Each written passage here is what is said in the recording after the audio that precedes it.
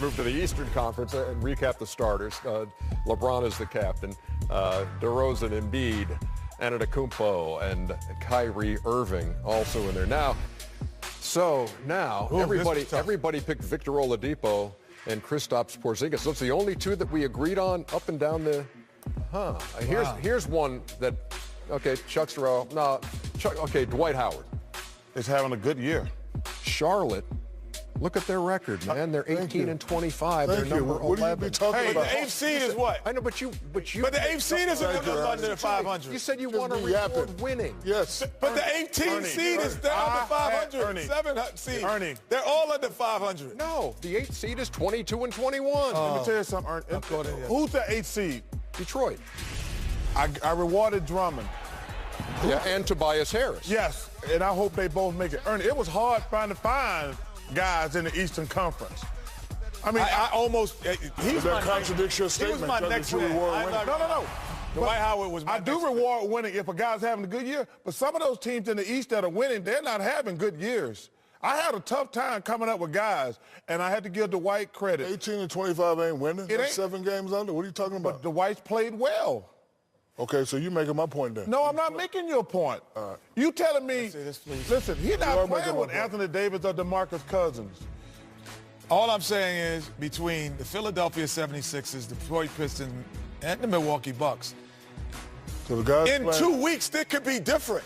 Like, it's not like they're separated we're talking about right now. Right, but if they haven't separated themselves to say that they're that much better teams. Both of y'all just be yapping over. I'm just saying, man, I didn't pick Dwight, but I almost picked Shaq, you and I, by the way, were identical in our reserve. That just means both of y'all wrong.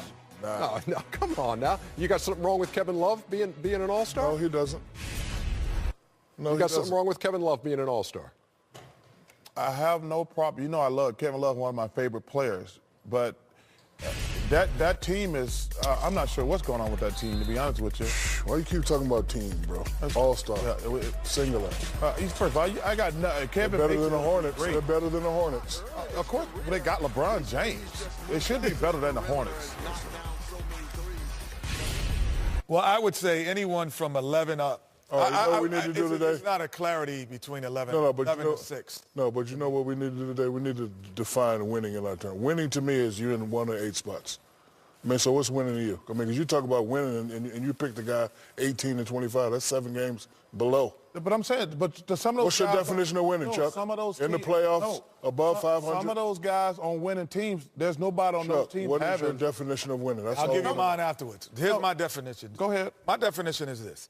If your team is clearly better than someone else and you have similar numbers, you're going to get the nod from me. If your team is barely better around and then next week it's going to be different, the week after it might be different, I'm just going to pick what my palate likes better.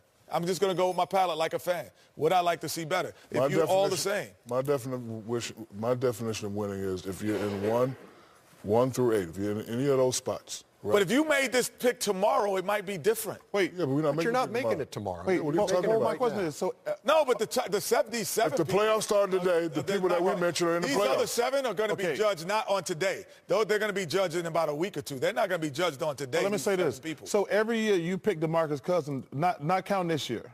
Every year you pick DeMarcus Cousins. They wasn't in the playoffs. No.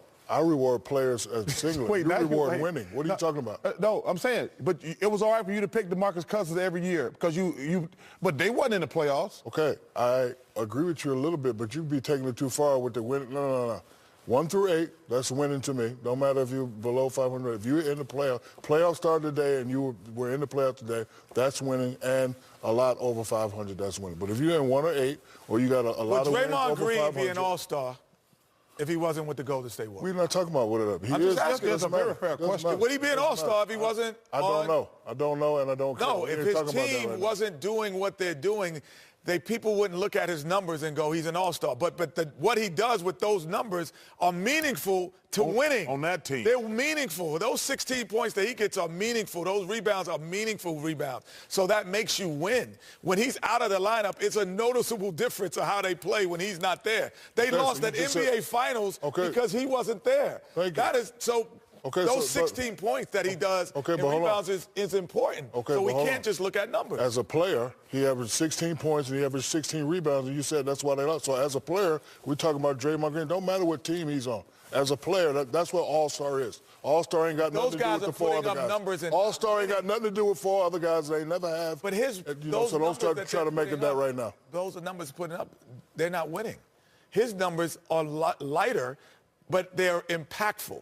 That's what I see as a viewer and as an analyst. To me, a guy like Al Horford fits that bill too, because Al Horford's numbers are never eye-popping. But I want to say one thing. He was in Atlanta. Where were they? Eastern Conference Final. Oh, now they're the number 1 seed. He's in Boston. It's not an accident. Let me give you an example, Shaq. And first of all, I want to make sure I'm not taking a shot at this guy. You think Derek Fisher would have won championship if he was on another team?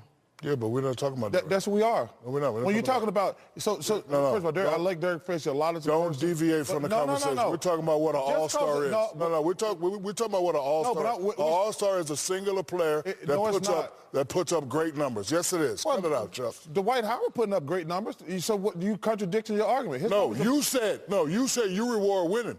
I do reward winning if it's a close vote. Okay, but they're not winning. But these other teams in the Eastern Conference, they're mediocre teams. Sure. Let me ask a question. Yeah. Has anything been settled here through all this? No. I don't think so either. No. That's why it's always a good time to take a break. You got to stand firm in what you believe. We have depressed Wizards fan. Charles Barkley, All-Star reserves are so bad. So is your team. Of course they are. Wizards fan. So is your team. They're winning. That's why he's depressed. They're not for real. Wall and Beal ought to both be on there. There are 3 All-Stars. There's 4 All-Stars right there. Ask him what an All-Star is. There are 4 All-Stars right there. I'm sure that quartet will have some thoughts on the All-Star selections when we come back.